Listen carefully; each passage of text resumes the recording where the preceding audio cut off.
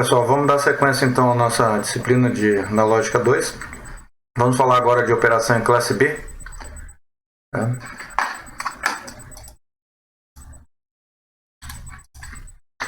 Então isso daqui é um circuito básico de operação em classe B. Vocês podem observar que eu tenho na realidade dois transistores, né? Então, quando um está funcionando, o outro está parado, né? Então isso é por definição a classe B, ou seja, um conduz por 180 do ciclo da senoide e o outro conduz para os outros 180 do ciclo da senoide.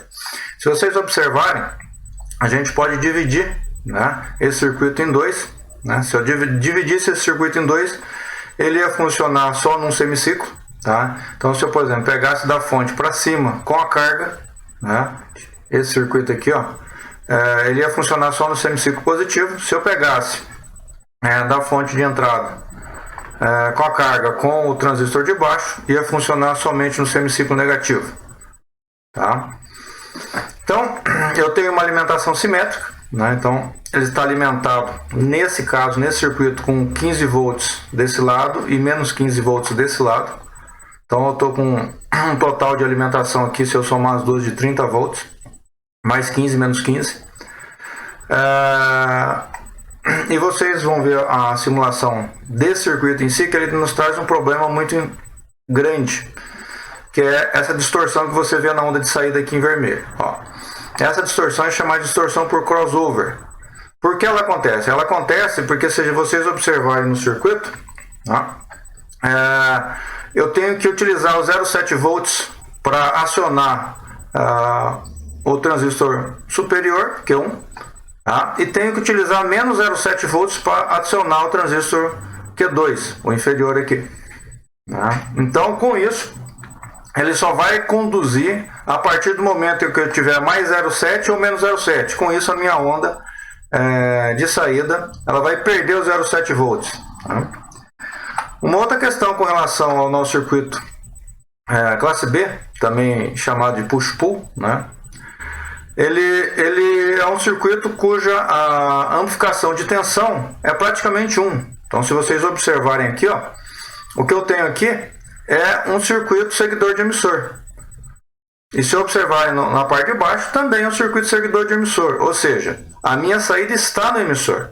Então, o ganho, como a gente viu anteriormente, o ganho de um seguidor de emissor é próximo a 1 em fase com a entrada. Então, não tenho ganho de tensão, mas tenho ganho de potência, ou seja, a minha corrente de saída pode ser muito maior que a corrente de entrada. Ok? Se eu pegar esse outro circuito aqui, ó, eu vou eliminar aquela distorção por crossover, né? Existem 3 maneiras de eu fazer isso que a gente chama de pré-polarização aqui, ó. Nesse, que é o mais comum, a gente utiliza 2 diodos, tá? Poderia também utilizar um resistor aqui, ou poderia utilizar o próprio transistor, né? O ideal seria utilizar o próprio transistor, ou seja, a própria junção base-emissor do transistor. É um pouquinho mais cara que a do diodo, mas essa é a solução ideal. Então, o pessoal sempre acaba utilizando mais o diodo é mais barato.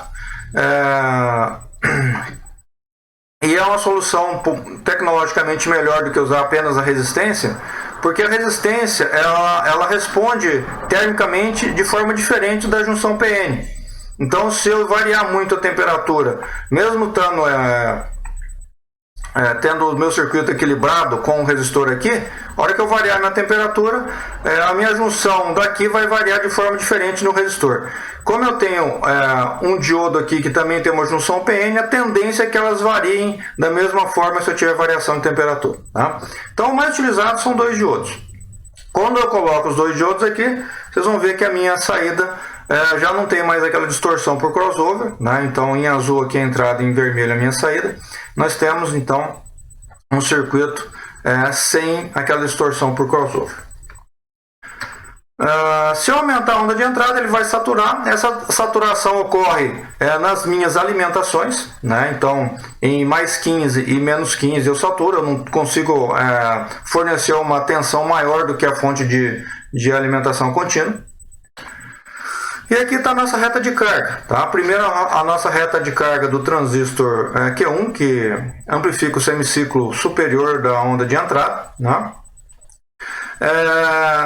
Se a gente observar, nós não temos nenhum resistor ligando os meus circuitos, né? Então a minha reta de carga CC é simplesmente uma reta na vertical, tá? Não tenho queda. Então o VCE quiescente é o mesmo valor do VCE de corte, que é VCC, tá? E o meu ponto de operação é esse ponto aqui, ó, é onde as duas retas de carga se cruzam, né? Ou seja, ele vai permanecer desligado no semiciclo negativo e vai ligar no semiciclo positivo, tá? Então o meu IC quiescente é zero também.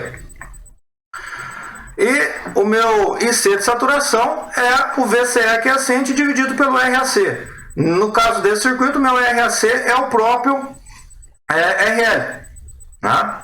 Se a gente observar o circuito, ó, na realidade existem dois resistores muito pequenos aqui, que eles são colocados simplesmente por proteção. Se a gente olhar o livro texto, ele não coloca esses dois resistores aqui, tá? Por que na prática é bom colocar? É bom colocar por quê? Porque o tempo que eu levo para desligar o transistor é maior do que o tempo que eu levo para ligar. Se eu fizer isso com uma onda quadrada, por exemplo, a tendência é que esse aqui já ligou e esse aqui ainda está desligando. E aí eu corro o risco de dar um curto entre as duas fontes. Tá? Então, ó, se eu observar na minha análise CC, o meu VCE, tá certo? O meu VCE não tem queda nenhuma, é o próprio VCC. Tá? Se eu observar na minha análise AC, né, então esse capacitor aqui é um curto, e o que eu tenho é o meu RL. Tá? Então, o meu RAC, nesse caso, é o próprio RL do meu circuito. Né? Então, o IC de saturação vai ser VCE quiescente, que no caso é o próprio VCC, dividido pelo RL. Se eu estiver utilizando o transistor de baixo, né, então vai ser o meu VCE quiescente, que é o VCE de corte, vai ser menos VCC. E o meu IC de saturação é VCE quiescente sobre RAC, que no nosso caso é o RL, que é a nossa carga. Tá? Simplesmente o que muda é que esse cara aqui amplifica o semiciclo negativo, então é menos VCC. O funcionamento completo, né, eu necessito das duas retas de carga, porque eu necessito dos dois transistores funcionando. Okay? Eficiência máxima teórica desse circuito. Né? Nosso VCE pico a pico, que é igual ao VO pico a pico, né, porque eu só tenho o resistor ligado no RE, vai ser duas vezes o VCE de corte, ou seja, duas vezes VCC. Se eu levar ao quadrado, né, 2 VCC, eu vou ter VCC ao quadrado, vai dar 4 o denominador, vou cortar com 8 aqui, ó, vai ficar VCC ao quadrado sobre 2 RL. Então, a máxima potência teórica que eu posso ter é VCC ao quadrado sobre 2 RL.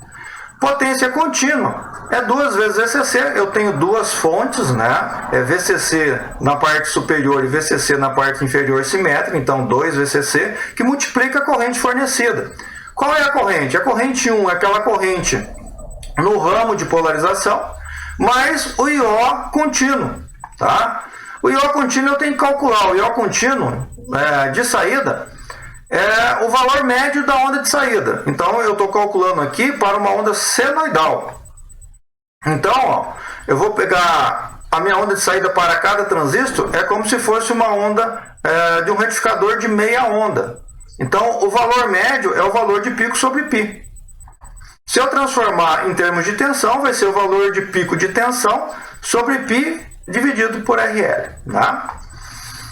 Desprezando o I1, nós vamos ter então que a nossa potência contínua vai ser 2 VCC ao quadrado sobre PRL. Calculando a eficiência máxima teórica, tá? Então é a potência AC sobre a potência CC. Nós vamos cortar VCC ao quadrado com VCC ao quadrado, RL com RL. Esse 2 passa para o denominador, o π passa para o numerador. Então nós vamos ter um resultado de 78,54%. Ou seja, desses que a gente já viu, né? Classe A com transformador e classe B, o classe B é o que possui melhor eficiência, podendo chegar até 78,54, né? Nessas condições, né? Ou seja, quando eu estiver utilizando a máxima amplitude, né? E desprezando a corrente do ramo de polarização. Ok? Bom, era isso que a gente tinha para falar sobre o amplificador classe B.